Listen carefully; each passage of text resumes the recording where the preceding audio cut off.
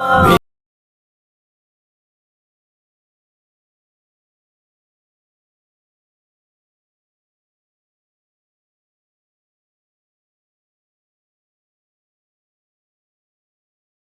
بھائیوں، آپ صلی اللہ علیہ وسلم کے ساتھ جن چیزوں کی نسبت ہے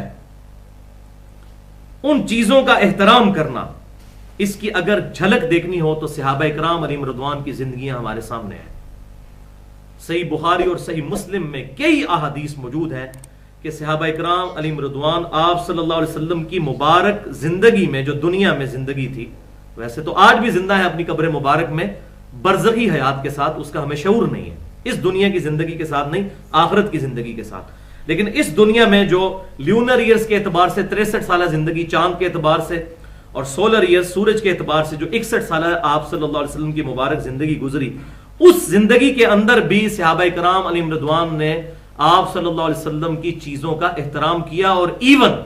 آپ صلی اللہ علیہ وسلم کے دنیا سے تشریف لے جانے کے بعد بھی آپ صلی اللہ علیہ وسلم کے جو تبرکات تھے ان کا بھی احترام کیا۔ اب یہ الگ سے ایک پورا ٹاپک ہے، اس میں 1.5 گھنٹے کی گفتگو کر چکا ہوں، مسئلہ نمبر 43 کے نام سے اہل سنت پاک.com پر، وسیلہ اور توسل کے صحیح احکام و مسائل۔ اس میں سے ایک میں نے توسل اور وسیلے کا ذریعہ تبرکات مصطفیٰ صلی اللہ علیہ وسلم کو ڈکلیئر کیا تھا صحیح بخاری اور صحیح مسلم کی روشنی میں۔ اس میں سے ایک دو باتیں میں بتا دیتا ہوں۔ صحیح بخاری کے اندر حدیث موجود ہے، کتاب الشروع چیپٹر میں، انٹرنیشنل نمبرنگ کے مطابق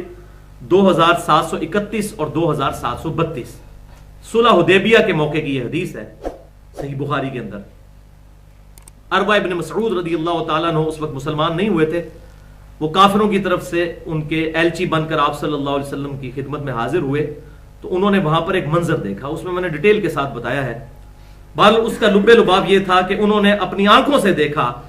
کہ صحابہ کرام علیہم رضوان آپ صلی اللہ علیہ وسلم کا وضو کا پانی بھی نیچے نہیں گرنے دیتے تھے، حتیٰ کہ آپ صلی اللہ علیہ وسلم کا لعاب دہن، تھوک مبارک بھی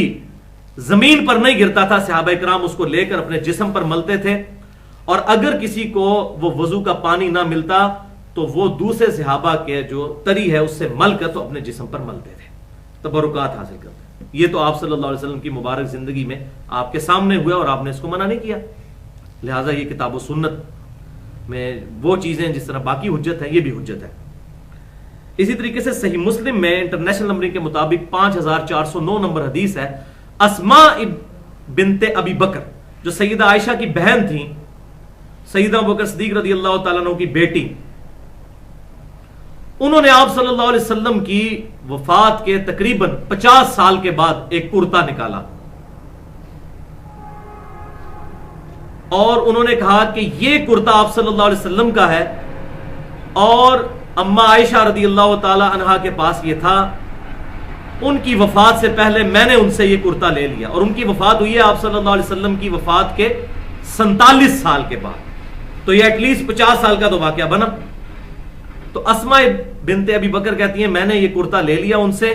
یہ صحابیہ ہیں اور عبداللہ ابن زبیر کی والدہ ہیں، اور عشرہ مبشرہ میں سے سیدنا زبیر رضی اللہ تعالیٰ عنہ کی بیوی ہیں۔ تو وہ کہتی ہیں کہ یہ کرتا میں نے سیدہ عائشہ سے لے لیا، آپ صلی اللہ علیہ وسلم اس کو پہنتے تھے، اور ہم اس کا دھون جو ہے مریضوں کو شفا کے لیے پلاتے ہیں، یعنی اس کو پانی میں ڈبو کے اس کا جو پانی ہے اس سے تبرک حاصل کرتے ہیں۔ تو یہ آپ صلی اللہ علیہ وسلم کی چیزوں کو شعار اللہ سمجھتے تھے صحابہ کرام علیہم رضوان۔ اس طرح کی کئی مثالیں میں نے بخاری اور مسلم سے، پسینہ مبارک کی اور چیزیں میں نے اس میں لیکچر میں ڈیٹیل کے ساتھ ڈسکس کی ہیں، اور اسی لیکچر میں نے صحیح بخاری سے 10 احادیث پیش کی تھیں، اوپر تلے بالکل اکٹھی، انٹرنیشنل نمبرنگ کے مطابق 483 نمبر سے لے کر 492 نمبر تک، کہ عبداللہ ابن عمر رضی اللہ تعالیٰ عنہ جب بھی سفر حج پر جایا کرتے تھے تو انہوں نے جب آپ صلی اللہ علیہ وسلم کے ساتھ حج کیا تھا تو جن جن جگہوں پر آپ صلی اللہ علیہ وسلم نے اتر کر نماز پڑھی تھی یا کوئی ایکٹیویٹی پرفارم کی تھی، وہ جب بعد میں بھی حج کے لیے جایا کرتے تھے، آپ صلی اللہ علیہ وسلم کے بعد 63 سال تک وہ زندہ رہے، اور اکثر سال وہ حج کیا کرتے تھے اور امیر حج ہوا کرتے تھے، تو وہ ہر سال سفر کے لیے جب جایا کرتے تھے تو بخاری میں یہ 10 احادیث موجود ہیں کہ ان جگہوں کو وہ تلاش کر کر کے ان جگہوں پر نماز پڑھا کرتے تھے، حتیٰ کہ تابعی کہتے ہیں کہ بعض جگہ مسجدیں بنی تھیں، وہ مسجد میں نماز نہیں پڑھتے تھے، مسجد سے باہر جو مختلف جگہ پر پتھر تھے وہاں نماز پڑھتے تھے، اور بعض جگہ برساتی نالے تھے جو خشک ہو چکے ہوئے تھے، ان برساتی نالوں میں اتر کر نماز پڑھا کرتے تھے، اور کہا کرتے تھے کہ آپ صلی اللہ علیہ وسلم جب یہاں سے گزرے تھے اس وقت یہ نالا نہیں تھا، اس جگہ پر آپ صلی اللہ علیہ وسلم نے نماز پڑھی تھی تو وہاں پر نماز پڑھا کرتے تھے۔ تو اس پر باب باندھا ہے امام بخاری نے کہ نبی صلی اللہ علیہ وسلم کی مبارک جگہوں کو تلاش کر کر کے ان پر نماز پڑھنا، یعنی یہ صحابہ کرام علیہم رضوان کی سنت ہے۔ وہ ان جگہوں کو بھی جہاں پر آپ صلی اللہ علیہ وسلم نے نماز پڑھی شعار اللہ سمجھتے تھے۔ اور اسی پھر لیکچر میں میں نے امام احمد ابن تیمیہ المتوفا 728 ہجری ان کی سخت گرفت کی تھی کہ انہوں نے اسی عمل کی وجہ سے معاذ اللہ استغفر اللہ، اللہ ان کو معاف کرے، انہوں نے اپنی کتاب اقتداء صراط مستقیم میں انٹرنیشنل نمبرنگ کے مطابق مکتبۃ الشاملہ میں 390 نمبر صفحہ کے اوپر، اور دارالسلام سے بھی کتاب اردو ترجمے سے شائع ہو چکی ہے، انہوں نے سیدنا ابن عمر کو بدعتی ڈکلیئر کیا تھا اس عمل کی وجہ سے معاذ اللہ استغفر اللہ۔ تو میں نے پھر اس کی گرفت کی تھی کہ امام بخاری رحمۃ اللہ علیہ تو اس کو باب باندھ رہے ہیں، اور ایک مولوی جو امام بخاری کے بھی 500 سال بعد آ رہا ہے اور نبی صلی اللہ علیہ وسلم کی وفات کے 700 سال کے بعد آ کر وہ صحابہ کو بدعتی ڈکلیئر کر رہا ہے، اس صحابی کو جس کے بارے میں بخاری اور مسلم کی متفق علیہ حدیث ہے، عبداللہ ابن عمر رجل صالح، عبداللہ بن عمر نیک مرد ہے۔ تو یہ سخت زیادتی ہے۔ اور دور حاضر میں اہل حدیث مکتبہ فکر کے ہی بہت بڑے عالم شیخ زبیر علی زئی صاحب آج کل سخت بیمار ہیں، دعا کریں اللہ تعالیٰ ان کو شفا نصیب فرمائے۔ میں پرسوں بھی گیا تھا، اب ان کو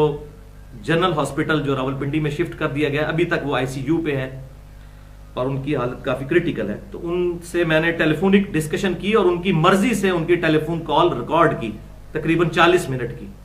تو اس کال کے شروع میں انہوں نے کہا کہ ہم ڈنکے کی چوٹ پر امام ابن تیمیہ کے نظریات کو قرآن و سنت کی روشنی میں مردود سمجھتے ہیں، یہ بالکل ان کے نظریات کتاب و سنت کے خلاف ہے۔ انشاءاللہ تعالیٰ عنقریب میں یوٹیوب پہ وہ کال بھی اپلوڈ کر دوں گا، کیونکہ ان کی اجازت سے وہ ریکارڈ ہوئی ہے، اس میں انہوں نے خود کہا ہے کہ مجھے پتا ہے کہ آپ میری باتیں ریکارڈ کر رہے ہیں۔ تو بہرحال یہ آج کے حوالے سے قرآن پاک سے ثبوت ہو گیا۔ اب